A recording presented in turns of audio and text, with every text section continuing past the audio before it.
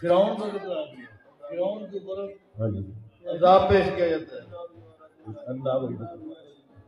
عذاب پیش کیا جاتا ہے، یہ پیش کیا جاتا ہے تو کس میں پیش کیا جاتا ہے؟ لہذا ان نصوص سے ثابت ہو گیا کہ قبر برحق ہے، قبر کا عذاب بھی برحق ہے، لہذا عقل دلیل نہیں ہے، عقل نہیں مانتی تو نہ مانے، نصوص سے واضح ہو گیا۔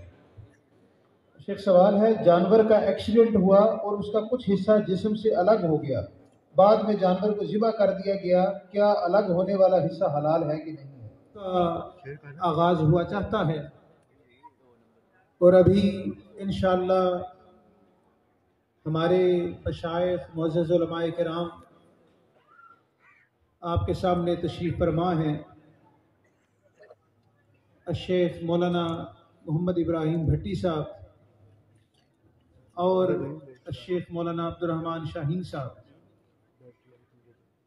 تو انشاءاللہ تعالی ہم کوشش ہوگی کہ وہ سوال، کیونکہ وقت آپ جانتے ہیں مختصر ہے اور سوالات بہت زیادہ ہیں، تو وہ سوال جن کا مجموعی اطلاق ہوتا ہے زیادہ سے زیادہ اس میں عوام فائدہ اٹھا سکے، انشاءاللہ وہ سوال ہم منتخب کرنے کی کوشش کریں گے، اور جو انفرادی نوعیت کے سوال ہیں یا جو زیادہ وضاحت طلب سوال ہیں ان کو ہم چھوڑیں گے، اور میں نے پہلے بھی گزارش کی کہ وہ بعد میں آپ مشائخ سے، علماء سے رابطہ کر کے پوچھ سکتے ہیں، بالخصوص شیخ عبد الرحمن شاہین صاحب ماشاءاللہ بڑے فعال ہیں واٹس ایپ پہ، تو آپ ان سے رابطہ کر سکتے ہیں اور انشاءاللہ یہ آپ کو تسلی بخش، تشفی بخش جو ہے وہ جواب دیں گے۔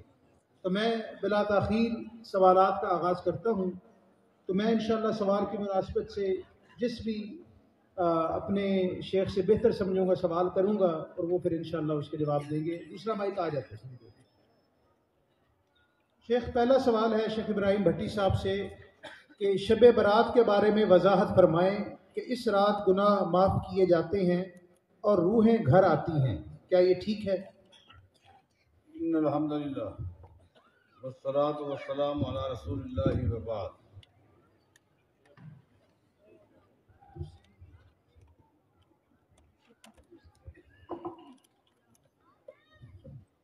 پتہ نہیں یہ لفظ شب برات کس نے منتخب کیا ہے کہ ایک لفظ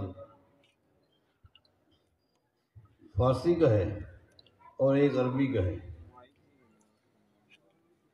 شب جو ہے یہ فارسی کا لفظ ہے اور برات جو ہے یہ عربی کا لفظ ہے۔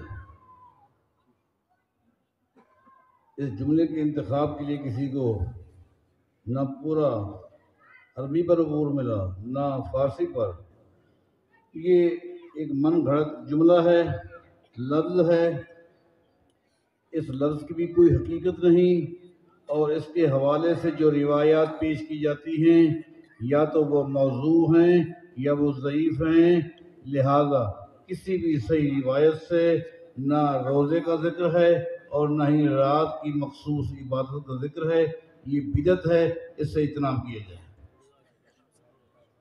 اگر کوئی عورت خواتین کے مخصوص مرض میں سے کسی مرض کی مریضہ ہو تو کیا وہ اس حالت میں نماز پڑھ سکتی ہے کہ نہیں؟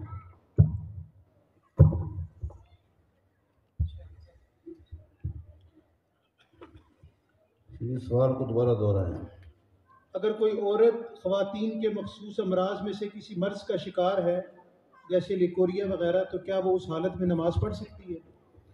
جی ہاں، صرف ایک ہی شکل ہے، وہ مینسز ہے، حیض ہے، اور اس کا رنگ مخصوص ہے جس کا ذکر حدیث میں آ گیا ہے، اس کا رنگ جو ہے وہ کالا ہوتا ہے، لہذا جب بھی کسی عورت کو اس رنگ کے ساتھ خون آتا ہے تو وہ نماز نہ پڑھے۔ اس کے علاوہ کسی اور رنگ کا خون ہے تو نماز معاف نہیں ہے، بلکہ وہ نماز پڑھے گی، اپنے آپ کو صاف ستھرا بھی رکھے، اس پر غسل فرض نہیں ہے، لہذا وہ نماز پڑھ سکتی ہے۔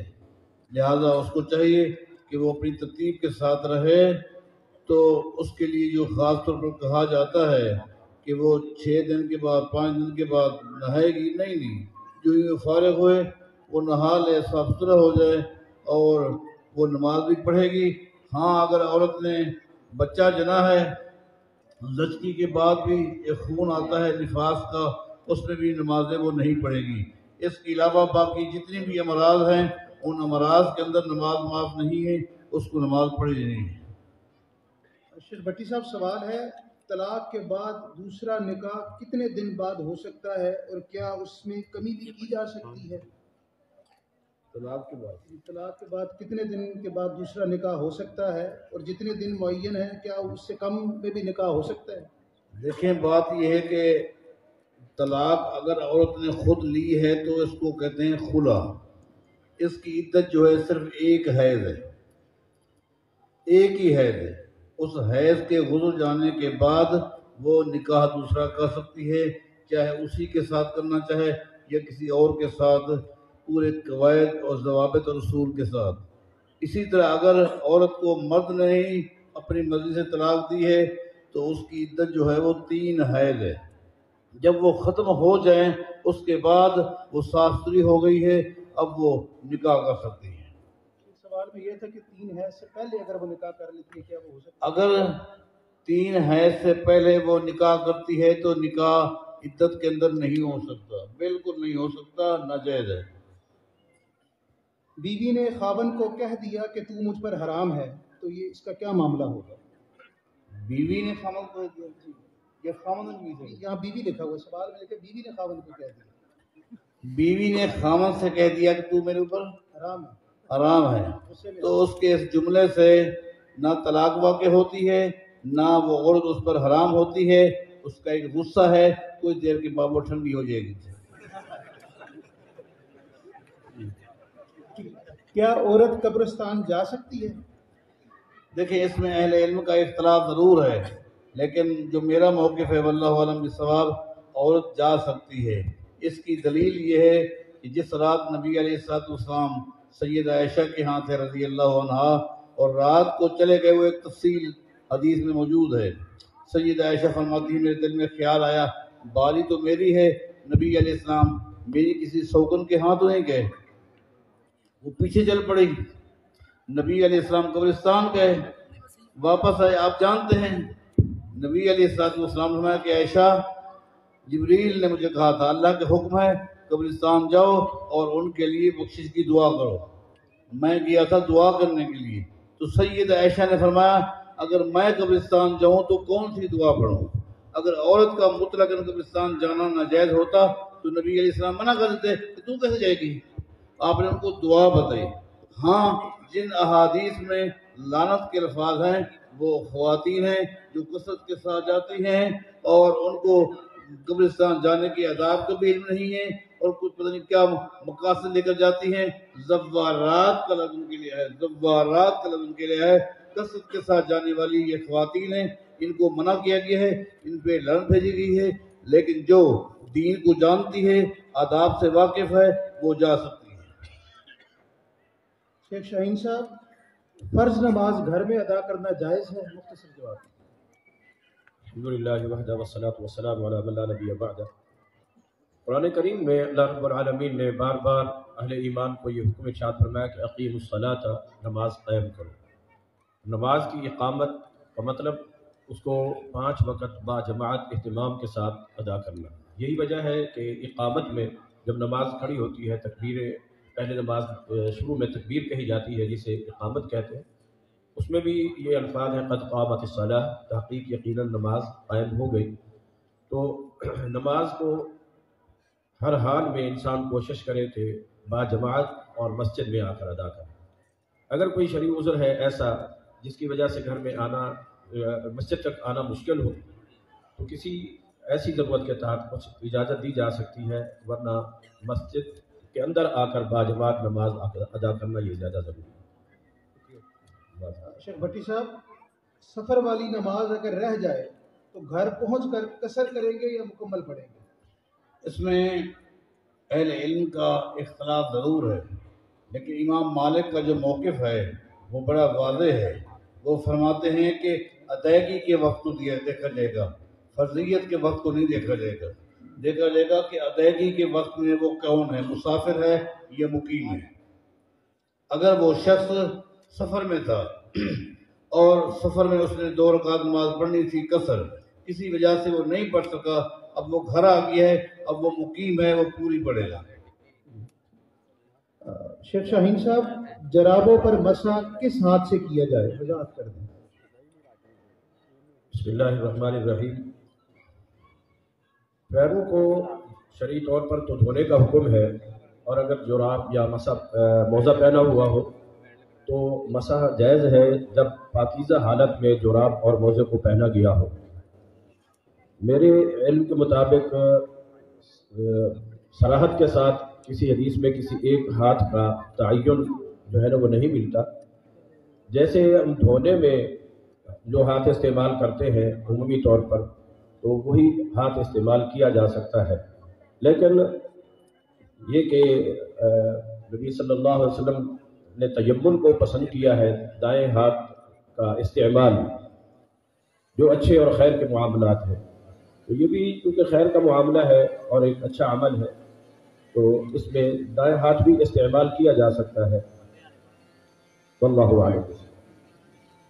شیخ بھٹی صاحب، یہ بڑا اہم سوال ہے اور ابوظہبی سے کسی صاحب نے سوال کیا ہے، کیا کریڈٹ کارڈ پر خریداری کر سکتے ہیں؟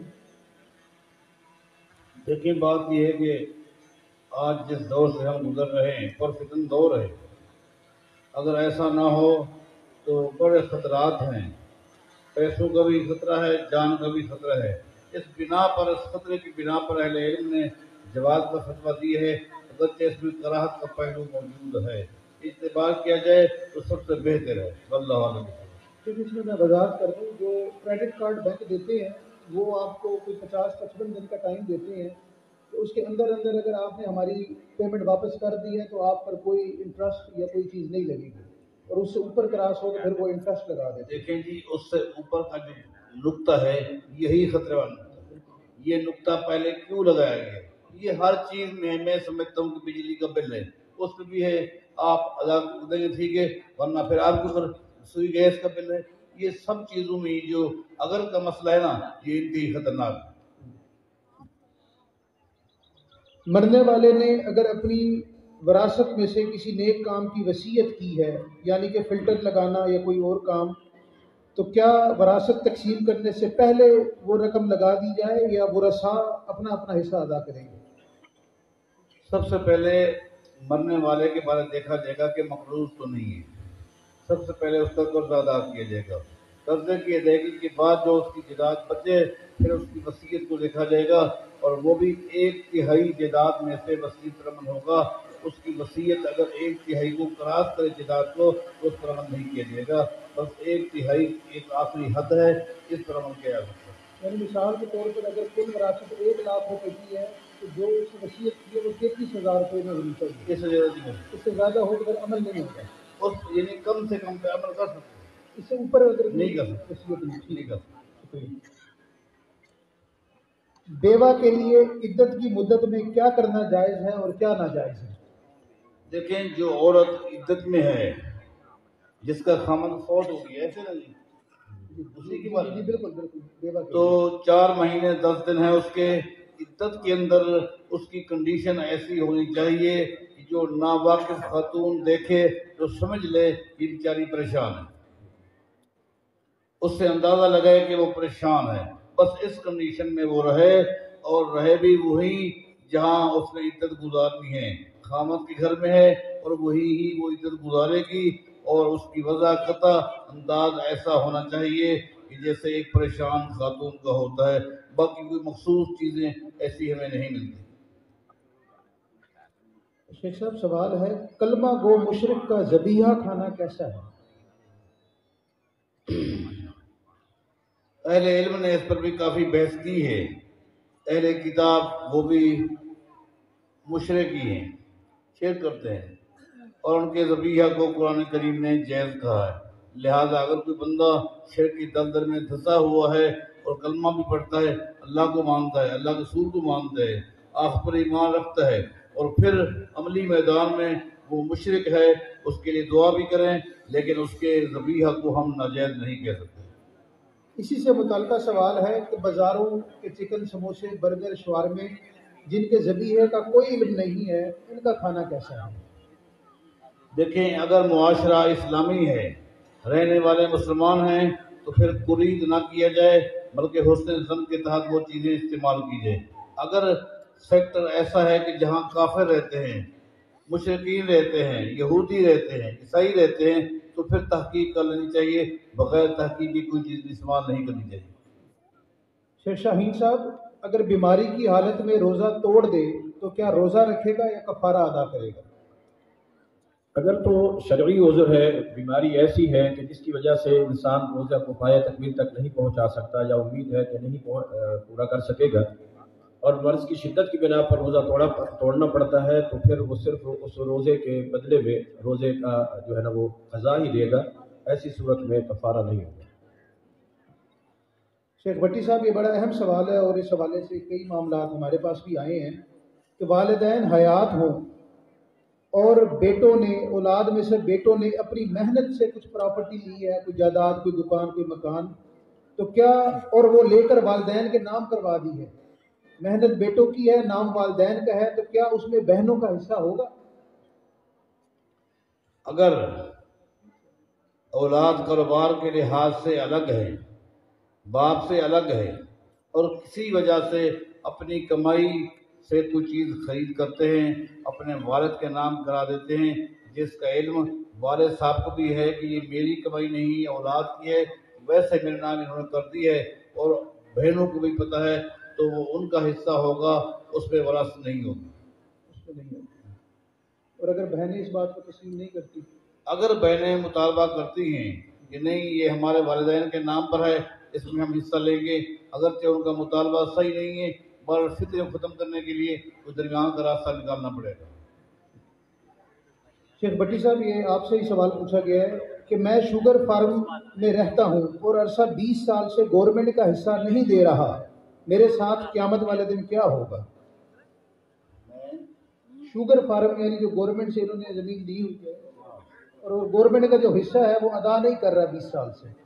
اب سوال یہ ہے کہ وہ 20 سال سے گورنمنٹ کا حصہ کیوں نہیں دے رہا؟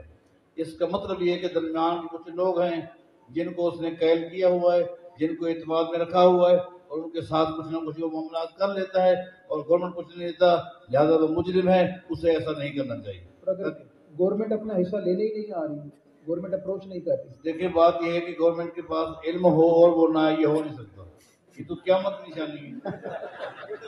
گورنمنٹ کو پتا ہو وہ نہ ہے، اس سے انہوں نے چھپایا ہوا ہے، لہٰذا اس کو ظاہر کرے اور اپنی آخرت کی فکر کرے۔ شیخ شاہین صاحب، اگر نماز تراویح مصروفیات کی وجہ سے نہ پڑھ سکے تو کیا تہجد ادا کرے گا یا تراویح ضروری ہے؟ بسم اللہ الرحمن الرحیم۔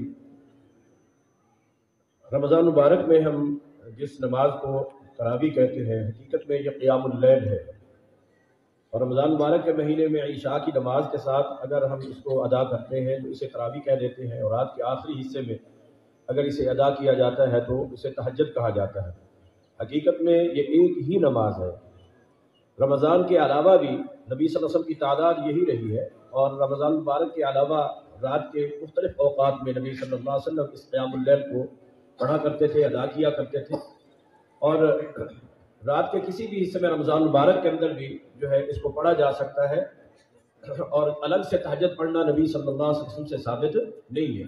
جن 3 راتوں میں نبی صلی اللہ علیہ وسلم نے جماعت کرائی تھی، پہلی رات آدھی رات تک، پھر دوسری رات چوتھی تک، اور آخر جو ہے نا 6 تک چلے گئے تھے، تو ان راتوں میں بھی نبی صلی اللہ علیہ وسلم کی تعداد جو رکعات کی وہ 11 رہی ہے، اور نبی صلی اللہ علیہ وسلم نے اس کے علاوہ اور تہجد الگ سے نہیں ادا کی ہے۔ یہ ایک ہی نماز ہے در حقیقت۔ شیخ بھٹی صاحب، سوال کی عبارت لمبی ہے لیکن میں مختصر کر دیتا ہوں کہ اپنا جائز حق حاصل کرنے کے لیے اگر آپ کہیں رشوت یا پیسے دیتے ہیں تو اس کا کیا بنے گا، وہ وضاحت فرما دیجیے۔ یہ مسئلہ عبداللہ بن مسعود رضی اللہ عنہ کے سامنے پیش ہوا تھا کہ میں جب آنے لگا تو بارڈر کے اوپر عیسائی انتظامیہ کھڑی تھی، انہوں نے کہا کچھ لیے بغیر ہم آپ کو نہیں چھوڑتے، تو میں نے ان کو اپنے گھر کی طرف ریفر کر دیا کہ وہاں جاؤ اور میرے پیسے پڑے اٹھا لو، مجھے جانے دو۔ سیدنا عبداللہ بن مسعود سے جب پوچھا گیا کہ مجھے اس کا گناہ ہوگا، انہوں نے فرمایا الاسم والقابض دون الدافع، اس کنڈیشن میں لینے والا مجرم ہے، دینے والا مجرم نہیں ہے۔ لہذا اگر کوئی اپنا حق لینا چاہتا ہے اور بغیر کچھ دیے اس کو حق نہیں ملتا تو وہ دیتا ہے تو وہ مجرم نہیں ہے، لینے والا مجرم ہے۔ جبکہ رشوت کی تعریف یہ ہے جس میں دو آدمی ہوتے ہیں، ان کی موافقت ہوتی ہے کہ حلال کو حرام، حرام کو حلال، جائز کو ناجائز، ظالم کو مظلوم، مظلوم کو ظالم کرنا ہے۔ اس کنڈیشن میں دو بندوں کا جو اتفاق ہے لین دین میں، یہ رشوت ہے۔ ایک سوال ہے، میں شیشے کا کام کرتا ہوں جس میں مجھے سودی اداروں یعنی بینک میں اور مندر وغیرہ میں بھی کام مل جاتا ہے، اس قسم کے کاموں کی کمائی کا کیا حکم ہے؟ دیکھیں میں سمجھتا ہوں کہ اس کا عقیدے کے ساتھ کوئی تعلق نہیں۔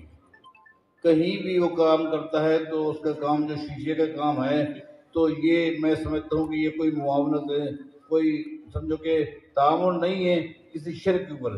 جو قطعی طور پر واضح شرکیہ معاملہ ہو اس سے تو اعتراض کرنا چاہیے۔ البتہ بعض اہل علم نے کہا کہ مندر وغیرہ اس کی تعمیرات میں بھی حصہ لینا در حقیقت اپنے آپ کو اس غلط معاملے میں شریک کرنا ہے۔ جس طرح ایک بندہ مسجد بناتا ہے، بنانے والے کو بھی اجر ملتا ہے، اور کوئی بندہ اگر مندر جا کے بناتا ہے یا اس میں شیشے الماری لگاتا ہے اس کو بھی گناہ ملے گا، اس سے اعتراف کرنا چاہیے۔ اور میں سمجھتا ہوں کہ یہ جو موقف ہے یہ اولا ہے۔ شیخ بھٹی صاحب یہ سوال ہے کہ موٹر سائیکل کی قیمت نقد 40,000 ہے، اگر وہ 1 سال کے ادھار پر 50,000 کا ملے تو کیسا ہے؟ دیکھیں یہ بات بڑی واضح ہے، اہل علم اس میں بھی بڑا اختلاف رکھتے ہیں، مگر یہ میرا موقف بڑا واضح ہے کہ یہ جو مزید 10,000 لیے گئے یہ نفع نہیں ہے۔ 40,000 میں نفع موجود تھا، اس کے اندر نفع موجود تھا، یہ پیریڈ کے اوپر اس نے پیسے لگائے ہیں اور یہ جو ہے اسی کا نام سود ہے، اس سے اعتراف کرنا چاہیے۔ اور پھر آپ دیکھیں اگر وہی شخص جس نے 1 سال پہ ادھار لیا ہے اگر وہ چلا جائے اور کہے میں 6 مہینے میں ادا کر دوں گا، وہ کہے گا 45 ہیں، میرے پاس پیسے آ گئے ہیں، ٹھیک ہے 40 ہیں، یہ پیسے ایک دم کم کیوں ہو گئے؟ یہ نفع نہیں تھا، یہ سود تھا، اس سے بچنا چاہیے۔ یہ جو سوال مجھے سمجھ آ رہا ہے وہ یہ پوچھنا چاہ رہے ہیں کہ 70,000 فراڈ کے ساتھ لیا گیا، یعنی میرا خیال ہے اس سوال کرنے والے نے کسی سے 70,000 روپے فراڈ کے ساتھ لیا ہے، اب وہ واپس کیسے کیا جائے؟ سوال میں لکھا ہے بہرحال یہ کہ جو رقم اس نے لی ہے اس کو اگر احساس ہو گیا ہے تو کمی بیشی کے بغیر وہی رقم ہی ادا کی جائے گی۔ اسی سے متصل سوال ہے کہ جس بندے سے لیا ہے وہ نہیں مل رہا، یعنی وہ پیسے فراڈ سے لیے ہیں، وہ بندہ نہیں مل رہا، یہ نہ ڈھونڈ پا رہے ہیں، تو اس کو پھر کیسے؟ اگر نہیں ملتا تو اس کے ورثاء کو ڈھونڈا جائے اور ورثاء کو ڈھونڈ کر ان کو ہی دیا جائے اسی ترتیب سے جو ترتیب شریعت نے بتائی۔ بہرحال اس کو اپنے پاس نہیں رکھنا چاہیے، اور اگر کوئی بھی نہیں ملتا، بالکل ہر ممکن کوشش کی ہے تو پھر خیر والے کسی کام میں اس کو جمع کرا دے اس نیت کے ساتھ کہ اللہ اس کو اجر دے گا۔ بالکل اسی سے متصل ایک سوال ابھی تو نہیں ہے لیکن ہمارے ایک دوست نے پچھلے دنوں پوچھا تھا کہ میں نے بینک میں، میرا کام ایسا ہے کہ بینک میں پیسے رکھواتا ہوں اور میرا اس پر انٹرسٹ بن جاتا ہے، لیکن میں انٹرسٹ کو وڈرا نہیں کرواتا، نکلواتا نہیں، تو کیا میں وہ نکال کر کسی خیر کے کام میں جیسے یتیم بچیوں کی شادی ہے یا کوئی ایسے کام اس میں لگا سکتا ہوں؟ وہ رقم چونکہ حرام ہے اور حرام کی رقم کسی جگہ پر بھی نہیں لگا سکتے۔ بعض علماء کہتے ہیں کہ جی وہ لیٹرینیں وغیرہ مسجد کی بن سکتی ہیں، یہ بھی غلط ہے، وہ طہارت کا مسئلہ ہے، کوئی جگہ نہیں۔ ایک سوال ہے، حنفی لوگ اس حدیث سے استدلال کرتے ہیں کہ آپ صلی اللہ علیہ وسلم نے 3 دن تراویح کی جماعت کرائی، وہ 20 رکعت تھی، ان کے اس استدلال کی کیا حقیقت ہے؟ بلکہ وہ 3 راتیں جو تراویح نبی علیہ السلام نے پڑھائی ہیں وہ 20 رکعت نہیں تھی، وہ بلکہ 8 رکعت تھی۔ واضح طور پر حدیث میں آ گیا ہے کہ وہ نبی صلی اللہ علیہ وسلم نے 8 رکعت پڑھائی ہے اور 3 وتر 11 رکعت ہیں، وہ روایت صحیح نہیں ہے، بالکل صحیح۔ شیخ شاہین صاحب سوال ہے، جنازے کے موقع پر ہاتھ کس وقت چھوڑے جائیں؟ نماز جنازہ ہو یا عام نماز، نبی صلی اللہ علیہ وسلم کی بڑی مشہور اور معروف حدیث ہے جو کہ صحیح بھی ہے کہ تحریمها التکبیر و تحلیلها التسلیم، نماز کی جو تحریم ہے وہ اللہ اکبر کہنے سے، تکبیر تحریمہ جسے ہم کہتے ہیں، اور تحلیل جو ہے وہ سلام سے۔ تو جو ہاتھ باندھے ہوئے ہوتے ہیں جنازے کے اندر قیام میں، جب السلام علیکم ورحمۃ اللہ کہیں گے تو اس وقت اس کو کھول سکتے ہیں۔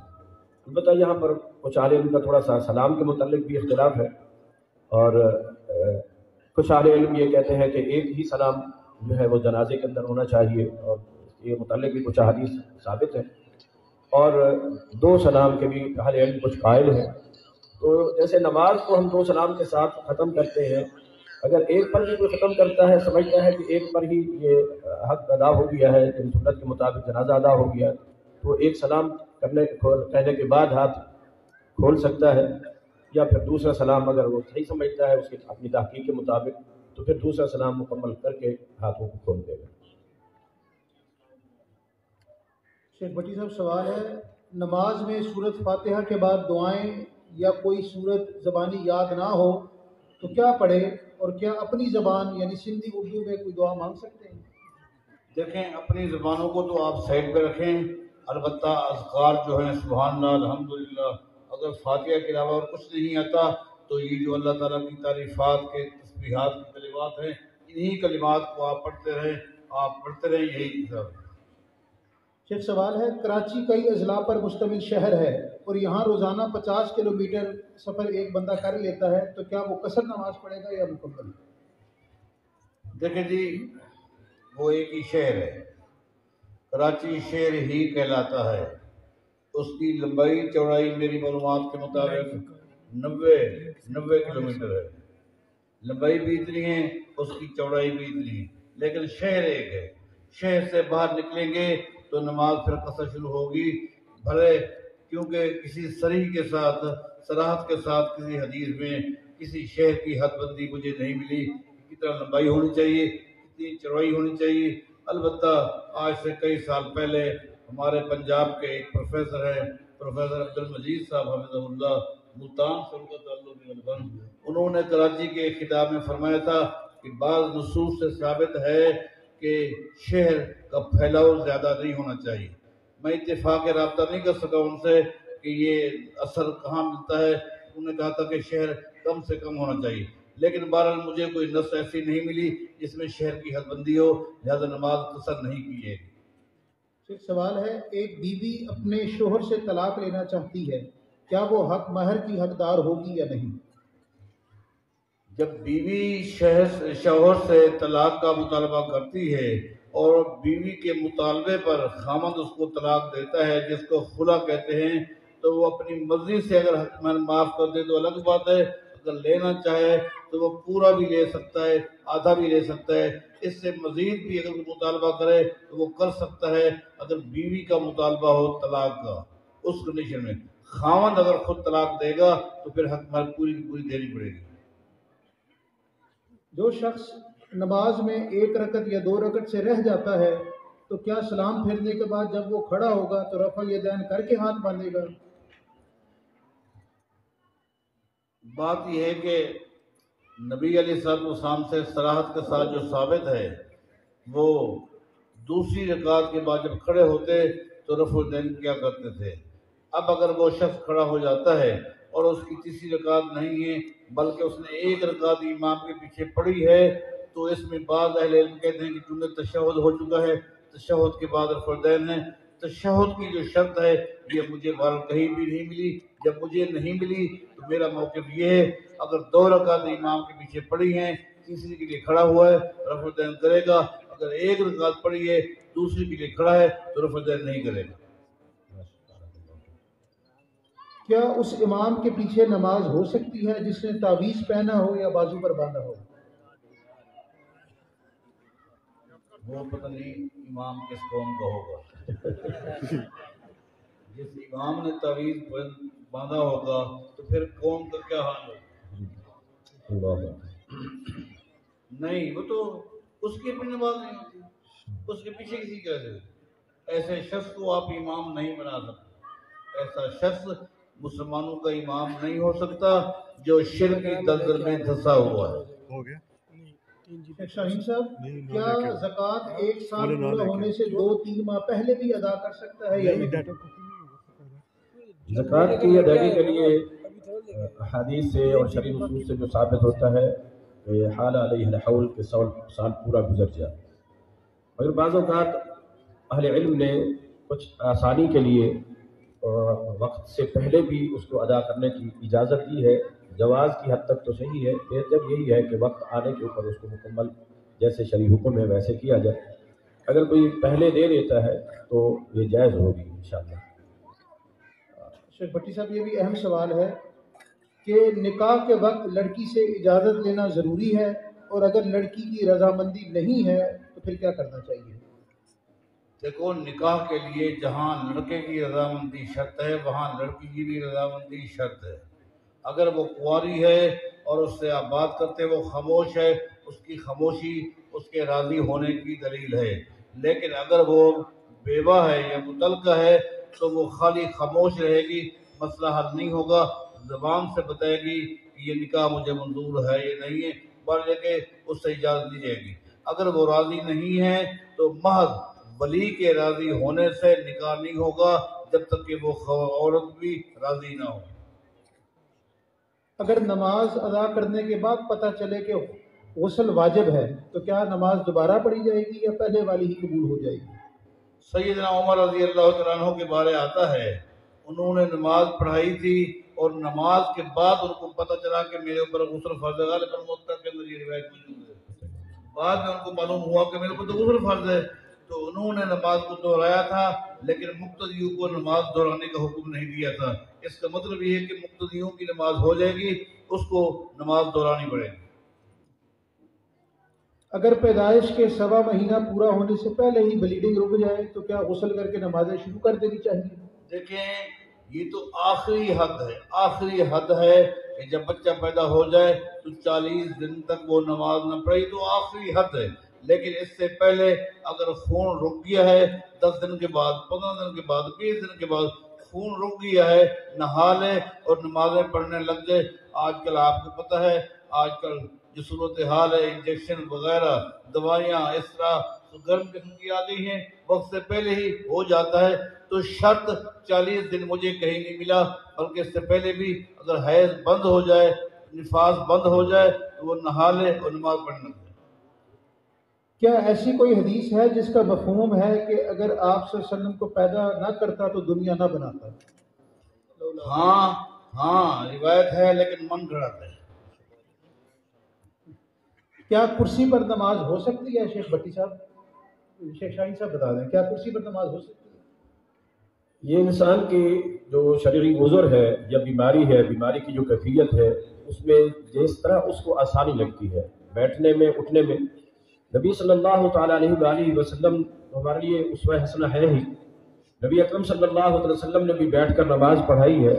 اور جو آدمی قیام نہیں کر سکتا یا اس کے رکوع، قیام اور قعدہ وغیرہ میں کوئی بیٹھنے اٹھنے کی ایسی الجھن ہے جس میں شرعی تقاضے پورے نہیں ہو پاتے ہیں، تو پھر جس طرح بھی انسان کو آسانی اور سہولت بہتر لگتی ہے وہ ادا کر سکتا ہے. عبداللہ ابن عمر رضی اللہ تعالیٰ عنہ آخری عمر میں ٹانگوں کی کمزوری کی وجہ سے چوکڑی مار کر بیٹھتے تھے، حالانکہ نبی صلی اللہ علیہ وسلم نے چوکڑی مار کر بیٹھنے سے منع کیا ہے. تو وہ ان کی بیماری کی کیفیت ایسی تھی کہ ان رجلائی لا تحملانی، میری ٹانگیں جو ہے وہ میرا بوجھ صحیح نہیں برداشت کر سکتے، اس لیے میں جو چوکڑی مار کر بیٹھتا ہوں. تو انسان کی جو مرض ہے، ہر مرض میں ہی کرسی جو ہے بندہ استعمال کرتا ہے. بعض لوگوں کو دیکھیں قیام بھی کر سکتے ہیں، رکوع بھی کر سکتے ہیں، صرف بیٹھنے اٹھنے کا مسئلہ ہے ان کے لیے، وہ بھی قیام بھی کرسی پر، رکوع بھی کرسی پر اور باقی ساری نماز بھی کرسی پر. اور بعض ایسے ہیں جو قیام کر سکتے ہیں یا قعود کر سکتے ہیں، صرف بیٹھ سکتے ہیں، اور ان کے جھکنے اور اٹھنے، رکوع اور سجود کے معاملے میں جو ہے وہ مشکل پیش آتی ہے یا بیماری اور تکلیف کی وجہ سے اضافہ ہوتا ہے. تو جس انداز پر ان کے لیے سہولت ہو اسی انداز کو اختیار کر سکتے ہیں. اگر ضرورت ایسی ہے کہ کرسی کے بغیر پوری نہیں ہو سکتی ہے اور عام حالات میں جیسے ہم نماز میں تشہد میں یا جلسہ میں بیٹھتے ہیں اس طرح بندہ نہیں بیٹھ سکتا ہے تو پھر وہ کرسی کو استعمال کر سکتا ہے ضرورت کی حد تک. شیخ بھٹی صاحب، سوال تو سطحی نوعیت کا لیکن نوجوان نسل کا اہم مسئلہ ہے کہ اگر کسی سے پیار ہو جائے تو کیا کرنا چاہیے؟ اگر کسی سے پیار ہو جائے، وہ باپ ہے اس سے محبت کرو، اس کا احترام کرو. ماں ہے اس کا احترام کرو، اس کی اطاعت کرو. بہن ہے، پیار تو بہن سے بھی ہو سکتا ہے، بیٹی سے بھی ہو سکتا ہے، استاد سے بھی ہو سکتا ہے. ہاں اگر بیوی سے ہے، بیوی سے بھی پیار کرو. ہر ایک سے محبت کرنے کی نوعیت مختلف ہے. دین کو آپ پڑھیں کہ یہ کون ہے، اس سے میں نے کس طرح محبت کرنی ہے. اور اگر پروفیسر صاحب کا اشارہ کسی اور طرف ہے کہ اس سے مراد اگر کسی نوجوان لڑکی کے ساتھ پیار محبت ہو گیا ہے تو شرعی حدود میں چاہیے کہ ان کے والدین سے رابطہ کرے اور نکاح کی ترتیب بنائیں تاکہ شریعت کے مطابق ہو جائے. کیونکہ آج کا جو دور ہے فکروں کا دور ہے، وہ ایجوکیشن کمبائن سسٹم ہے، تو وہاں یہ چیزیں تو ہو جاتی ہیں. لہذا ولی کو درمیان میں لے آئیں، معاملے کو حل کر لیں، محبت میں اضافہ ہو جائے گا. شیخ اسی سے متعلقہ یہ جو مسئلے ہیں ان میں پھر عدالتوں میں جا کر نکاح لوگ کرواتے ہیں، اس کو بھی ذرا دیکھیں، ولی کو چھوڑ کر سائڈ پہ رکھ کر عدالتوں میں جانا غلط ہے. عدالتیں تو اس کنڈیشن میں ہوتی ہیں جب ولی نہیں ہوتا. جب ولی موجود ہو تو عدالتوں میں یوں جانا اور اس طرح نکاح کرنا یہ ناجائز ہے، اس سے باز آنا چاہیے.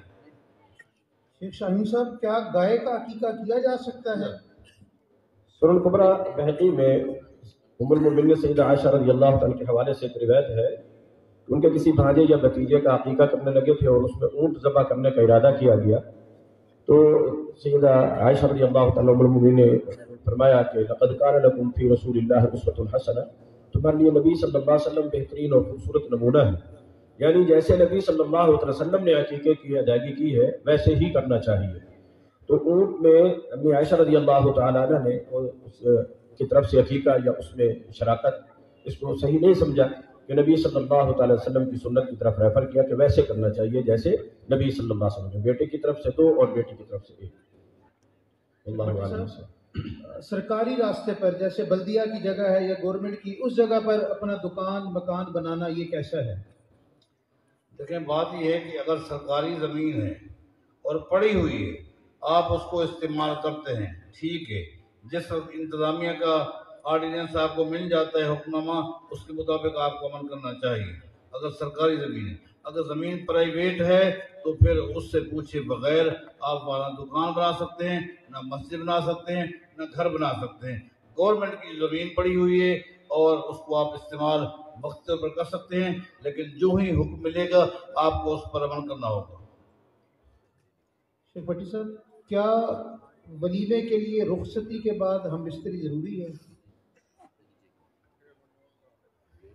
بعض ہیں لفظ ولیمہ سے کہ ولیمہ کا معنی یہی ہے کہ کچھ لغزشیں ہو جاتی ہیں، اس کا یہ کفارہ ہے.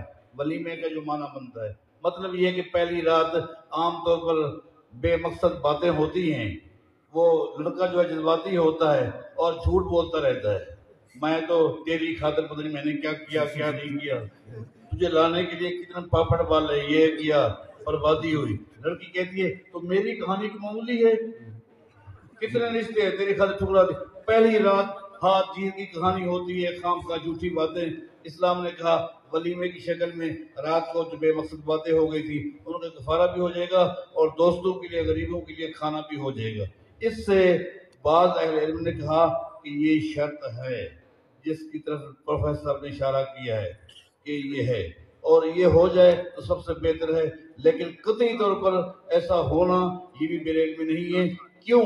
اس لیے کہ ایسی کنڈیشن میں بھی رخصتی ہو سکتی ہے کہ جس کنڈیشن میں ایک مرد اپنی بیوی کے پاس نہیں جا سکتا.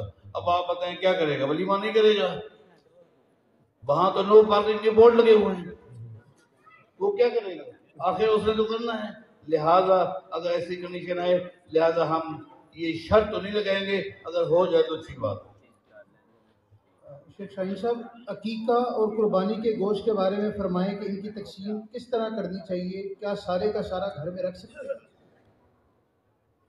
قربانی کے متعلق قرآن کریم میں ہی اللہ رب العالمین نے حکم ارشاد فرمایا ہے کہ کلوا منها واطعموا القانع والمعتر، خود بھی کھاؤ اور ضرورت مندوں کو، حاجت مندوں کو، مساکین کو بھی کھلاؤ. اس لیے زیادہ بہتر یہی ہے کہ بھی سارے کا سارا گھر میں نہ رکھا جائے اور تقسیم کیا جائے. نبی صلی اللہ علیہ وسلم کی زندگی میں ایک دفعہ ایسا موقع آیا تھا تو نبی صلی اللہ علیہ وسلم نے 3 دن کے اندر اندر ہی سب کو تقسیم کر دینے کا حکم دیا تھا. لیکن بعد میں جب ضرورت پوری ہوگی تو کلو وادخروا، خود بھی کھا سکتے ہو، جمع بھی رکھ سکتے ہو، اور اس کے ساتھ ساتھ ضرورت مندوں کو بھی کھلانا ہے. اور عقیقے کا جو معاملہ ہے تو موطا میں روایت آتی ہے جس میں بچے پیدا ہونے والے کے لیے یہ کہا گیا کہ بل ینسک عنہ نسیکۃ، اس کی طرف سے نسک کیا جائے، یعنی اس کے لیے بھی لفظ نسک کا استعمال ہوا ہے، اگرچہ اس کے لیے پورے کے پوری شرائط نسک کے لازم اور ضروری نہیں ہے، لیکن اس کے ساتھ یہ جو قربانی جیسے تقسیم ہوتی ہے تو ویسے اس کو تقسیم کیا جائے، کھلایا بھی جائے ضرورت مندوں کو بھی اور گھر بھی کھایا جائے، تو صرف اکیلا خود اندھے کرن خیرات بل بل اپنے کو، تو ضرورت مندوں کو بھی حاجت مندوں کو بھی اور دوار کے اقارب اور ہمسایوں کو بھی اس میں شامل کرنا چاہیے۔ سوال ہے شیخ بٹی صاحب، میرے والد صاحب گاڑیوں کا کاروبار کرتے ہیں، یعنی کسی بھی کاروبار میں بعض اوقات وہ جھوٹ بولنا پڑتا ہے، تو کیا یہ کمائی حلال ہوگی یا حرام ہوگی؟ جس کاروبار میں جھوٹ آ جائے وہ کمائی حلال کی نہیں، وہ حرام کی۔ اللہ شیخ بٹی صاحب، نبی صلی اللہ علیہ وسلم کی موجودگی میں صحابہ نے جو کام کیے اور آپ انہیں دیکھ کر خاموش رہے، تو وہ کام کیا بدعت ہوں گے اگر وہ کیا جائے تو؟ ان کو تو حدیث تقریری کہتے ہیں، حدیث قولی ہے، حدیث فعلی ہے، حدیث تقریری ہے۔ حدیث تقریری اسے کہتے ہیں کہ جو کام نبی علیہ السلام کی موجودگی میں کسی نے کیا ہو، نہ آپ نے کرنے کا حکم دیا ہو اور نہ آپ نے منع کیا ہو، بلکہ آپ نے خاموشی اختیار کی ہے، یہ خاموشی بھی دلیل ہے کہ یہ نبی سنت ہے، اس کو سنت تقریری کہتے ہیں۔ اگر اصالہ ثواب کا اجر فوت ہونے والے کو ملتا ہے تو کیسے ملتا ہے، اور کیا کرنا چاہیے جس سے اس کو اجر ملے فوت ہونے والے کو؟ دیکھیں جی، جو شخص فوت ہو گیا ہے اس کے ورثاء کو چاہیے ان کے لیے دعائیں کریں، سب سے پہلے ان کے لیے کیا کریں، کثرت کے ساتھ دعائیں کریں، اور ان کی اولاد کو خاص طور پر چاہیے کہ کچھ نہ کچھ والدین کی طرف سے اپنی جیب سے، اپنی کمائی میں سے غریبوں پر، مسکینوں پر خرچ کرنا چاہیے۔ اسی طرح اگر وہ خود اپنی زندگی میں کوئی اچھے کام کر کے کیا ہے، مسجد بنائی ہے، مدرسہ بنایا ہے، کوئی ویلفیئر ڈسپنسری بنائی ہے، اس کا اجر ملتا رہے گا، اور اسی طرح کا کام اس کی اولاد اور اس کے پیچھے کرتی ہے، اس کو بھی ثواب ملتا رہے گا۔ ہم جنس پرستی کی کیا سزا ہے، کیا گناہ ہے؟ ایسا لکھا ہوا حکم کیا ہے، لیکن حکم اور سزا کے بغیر بس یہ سب پڑھیں، لا حول ولا قوت الا باللہ۔ یہ ایک بدترین فتنہ ہے، یہ کفار کی ایک خطرناک ایک سازش ہے جس کے تحت اس فتنے کو مسلمان ریاستوں پر مسلط کیا جا رہا ہے۔ اللہ تعالیٰ اس سے امت مسلمہ کو محفوظ فرمائے۔ بس میں یہی کہوں گا، یہ ایک بدترین فتنہ ہے، اس سے ہر ممکن بچنے کی کوشش کریں۔ یہ ایک ایسا المیہ ہے، آج ایک ایسا وقت آ گیا ہے، اور دیکھیں جو لوگ یورپ کا رخ کرتے ہیں، یورپ سے یہ چیزیں لے کر آتے ہیں، اور یورپ کی پیداوار یہ چیزیں ہیں، ان کا دین سے کوئی تعلق نہیں ہے۔ اللہ تعالیٰ اس سے اجتناب کی توفیق عطا فرمائے۔ سوال ہے، ماں اولاد سے کہتی ہے مجھے خرچہ دو، اور باپ کہتا ہے کہ نہ دو، کس کی بات مانی جائے؟ الاثبات مقدم علی النفی۔ ماں کی ضرورت ہے، وہ مانگ رہی ہے، اس کو دیا جائے، باپ کی بات نہ مانی جائے۔ ہاں باپ کی ضرورت ہے، اس کو دیا جائے، اس کو بھی ماں کے کہنے پر رک جانا یہ بھی صحیح نہیں ہے۔ ماں مانگ رہی ہے، اس کا حق ہے۔ نبی علیہ السلام نے بلکہ ایک موقع پر 3 مرتبہ فرمایا تھا کہ تیری ماں کا حق ہے، تیری ماں کا حق ہے، تین مرتبہ فرمایا، چوتھی مرتبہ فرمایا تیرے باپ کا حق ہے۔ لہذا وہ مانگ رہی ہے، اس کی ضرورت ہے، اس کو دیا جائے۔ جس کی ضرورت نہیں ہے وہ نہیں مانگ رہا، جب وہ مانگے گا اس کو بھی دیا جائے۔ حضرت امیر معاویہ رضی اللہ تعالیٰ عنہ کے بارے میں کہا جاتا ہے کہ یہ باغی گروہ کے مصداق ہیں، کہ رسول اللہ صلی اللہ علیہ وسلم نے فرمایا تھا کہ جو گروہ عمار بن یاسر کو شہید کرے گا وہ باغی ہوگا۔ کیا سیدنا امیر معاویہ باغی گروہ میں سے ہیں؟ دیکھیں بھائی، بات یہ ہے کہ ایک مسئلے میں 2 مسلمان آپس میں اختلاف رکھتے ہیں، ایک کا موقف صحیح ہوگا اس مسئلے میں، اس کا مطلب یہ نہیں ہے کہ اس کو باقی تمام مسائل میں اسلام سے آپ نکال دیں گے۔ وَإِن طَائِفَتَانِ مِنَ الْمُؤْمِنِينَ اقْتَتَلُوا فَأَصْلِحُوا بَيْنَهُمَا۔ دیکھیں 2 فریق ہیں، دونوں کا آپس میں جھگڑا ہو گیا، یقیناً ان میں سے ایک حق پر ہے، ایک حق پر نہیں ہے، لیکن قرآن کریم نے کیا کہا، وَإِن طَائِفَتَانِ مِنَ الْمُؤْمِنِينَ، ان دونوں کو مومن کہا ہے، باوجود اختلاف کے ایک کا موقف صحیح ہے، ایک کا موقف صحیح نہیں ہے، دونوں مومن ہیں۔ تو اس مسئلے میں بھی ٹھیک ہے، اس مسئلے میں ایک خاص مسئلے میں ان کا موقف صحیح نہیں تھا، سیدنا علی کا موقف صحیح تھا، لیکن وہ بھی مومن تھے، قرآن کریم نے اختلاف کی کنڈیشن میں بھی ایک حق پر ہے دوسرا حق پر نہیں ہے، تب بھی عمومی طور پر دونوں کو اسلام نے مومن کہا۔ یہ بھی ایک آج کل کے دور کے حساب سے اہم سوال ہے کہ شیخ صاحب ٹک ٹاک سے پیسے کمانا جائز ہے؟ کیونکہ ٹک ٹاک ہمیں ویوز پر پیسے دیتی ہے، اور کیا ہم صاف ستھرا مواد اگر ٹک ٹاک پر اپلوڈ کرتے ہیں تو اس سے ملنے والے پیسے جائز ہیں؟ نہ اس کام میں مبیح کا پتہ ہوتا ہے نہ مشتری کا پتہ ہوتا ہے۔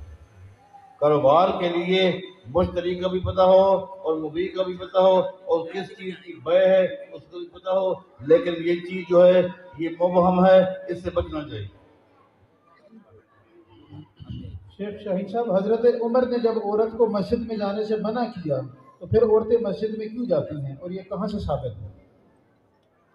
حضرت عمر رضی اللہ تعالی عنہ سے اس انداز کی صراحت کے ساتھ ممانعت تو میرے علم میں نہیں ہے، ناپسندیدگی کا اظہار کیا تھا، اور اپنی بیوی کے متعلق بھی وہ جایا کرتی تھی، تو ان کی بیوی سے جب یہ بات ہوتی ہے تو وہ عمر مجھے کیوں نہیں روکتے ہیں، واضح طور پر اس سے پتہ چلا کہ اپنی بیوی کو بھی انہوں نے نہیں روکا تھا۔ اس کی وجہ یہ تھی کہ نبی اکرم صلی اللہ تعالیٰ علیہ وآلہ وسلم کی جو صحیح مرفوع حدیث ہے، وہ نبی صلی اللہ علیہ وسلم نے جو ارشاد فرمائی کہ لا تمنعوا اماء اللہ مساجد اللہ، اللہ کی بانیوں کو، اللہ کی بندیوں کو اللہ کے گھروں میں آنے سے نہ روکیں۔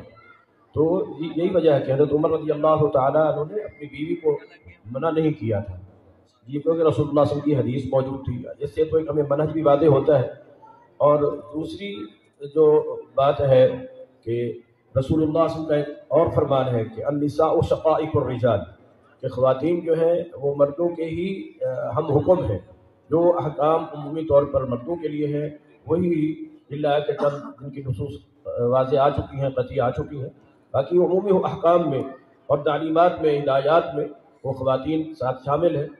تو اس لیے صحیح جو موقف ہے وہ یہی ہے کہ وہ خواتین مسجد میں آ بھی سکتی ہیں اور عبادت کو ادا کر سکتی ہیں، البتہ شرعی تقاضوں کو پورا کرتے ہوئے۔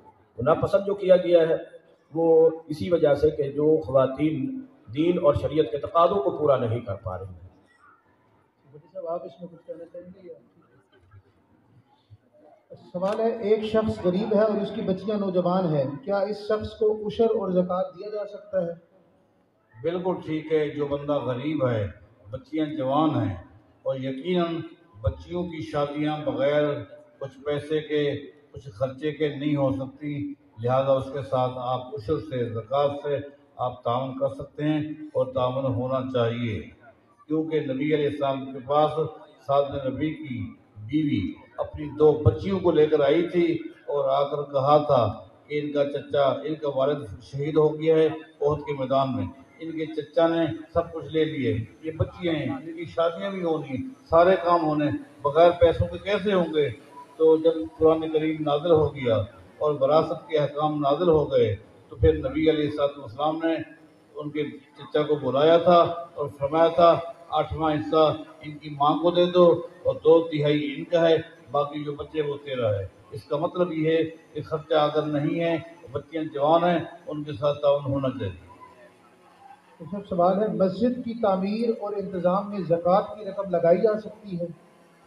دیکھیں، سبیل اللہ کا جو لفظ ہے یہ اپنے عموم پہ دلالت کرتا ہے، سبیل اللہ کے اندر مسجد بھی آ جاتی ہے، لہذا کسی نص سے اس کو الگ خارج نہیں کیا گیا، جو بھی کرتے ہیں وہ قیاساً کرتے ہیں، نصاً نہیں کرتے، جبکہ احادیث سے ثابت ہے کہ سبیل اللہ کے اندر مسجد شامل ہے، بلکہ امام بخاری نے صحیح بخاری کے اندر باقاعدہ باب قائم کیے، باب ثواب المشی الی صلاۃ الجمعہ، جمعہ کی نماز کے لیے چل کے جانے کا ثواب، اس میں حدیث لیں مغبرت قدم عبد فی سبیل اللہ فتمسہ النار، کہ جو شخص بھی اللہ کے راستے میں فی سبیل اللہ، اللہ کے راستے میں چل کے جاتا ہے تو اللہ تعالیٰ اس پر جہنم حرام کر دیتا ہے۔ سبیل اللہ گویا کہ مسجد کو بھی شامل کیے۔ سیدنا عمر نے پیغام بھیجا تھا سیدنا عباس کے پاس ان سے کہو کہ آپ کا گھر مسجد میں آ رہا ہے، ہم اس کو مسجد میں شامل کرتے ہیں اور بیت المال میں سے آپ کو گھر بنا دیں گے۔ اور بیت المال میں کیا ہوتا ہے؟ زکوٰۃ ہوتی ہے، لہٰذا کوئی نص نہیں ہے کہ جس میں آپ مسجد کو خارج کر دیں، آپ کر سکتے ہیں اور ہونا چاہیے۔ کیا عورت کی حکمرانی جائز ہے کہ نہیں؟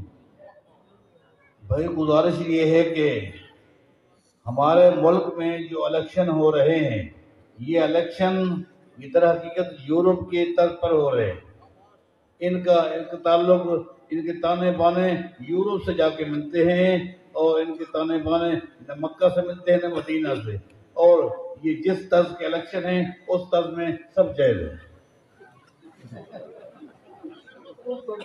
یعنی ہمارا ان کو حکمران بنانے میں تو کوئی ہاتھ نہیں ہے نا براہ راست۔ دیکھیں جی، ہمارا ہے یا نہیں ہے یہ الگ بات ہے۔ بات یہ ہے کہ جو الیکشن ہوئے ہیں یہ الیکشن اسلامی طرز پر نہیں تھے، لہذا ان کے ہاں چونکہ سب کچھ جائز ہے، حکمرانی بھی جائز ہے۔ اگر اسلامی طرز پہ الیکشن ہوتے تو پھر میں آپ کو یہی کہتا کہ شریعت میں خاتون جو ہے وہ ملک کی، برادری کی، قوم کی سربراہ نہیں بن سکتی۔ یہ بھی اہم سوال ہے، یتیم کا مال کھا کر یا بہنوں کا حق کھا کر پھر حج یا عمرہ کرنا یہ کیسا ہے؟ جو شخص یتیم کا مال کھاتا ہے یا بہنوں کا حق کھاتا ہے اور عمرہ کرتا ہے یا حج کرتا ہے یا نمازیں پڑھتا ہے، صدقہ خیرات کرتا ہے، اس کا کوئی بھی عمل قبول نہیں ہے، اس کی کمائی حرام کی ہے۔